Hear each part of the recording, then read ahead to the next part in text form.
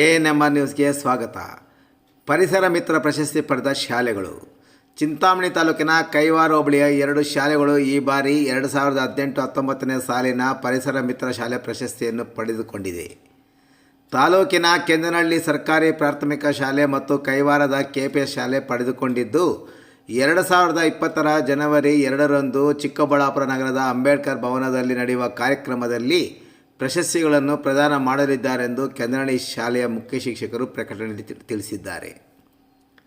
ಜಿಲ್ಲಾ ಮಟ್ಟದಲ್ಲಿ ಪ್ರತಿ ವರ್ಷ ಹಳದಿ, ಕಿತ್ತಳೆ ಮತ್ತು ಹಸಿರು ಎಂದು ಪ್ರತಿ ವಿಭಾಗಕ್ಕೂ 10 ಪ್ರಶಸ್ತಿಗಳನ್ನು ನೀಡುತ್ತಿದ್ದು, ಅದರಂತೆ ಸುಮಾರು 10 ವರ್ಷಗಳಿಂದ ಈ 3 ವಿಭಾಗಗಳಲ್ಲಿ ಯಾವುದಾದರೂ ಒಂದು ಪ್ರಶಸ್ತಿ ಪಡೆಯುತ್ತಲೇ ಬಂದಿದೆ ಎಂದು ಮುಖ್ಯ ಶಿಕ್ಷಕ ಮಂಜುನಾಥ್ ತಿಳಿಸಿದರು.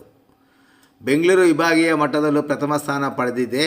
ಈ ಬಾರಿಯೂ ಜಿಲ್ಲಾ ಮಟ್ಟದ ಪರಿಸರ ಪ್ರಶಸ್ತಿಗೆ ಭಾಜನರಾದ ಖುಷಿ ತಂದಿದೆ ಎಂದು ಮುಖ್ಯ ಶಿಕ್ಷಕ ಮಂಜುನಾಥ್ ಹೇಳಿದರು.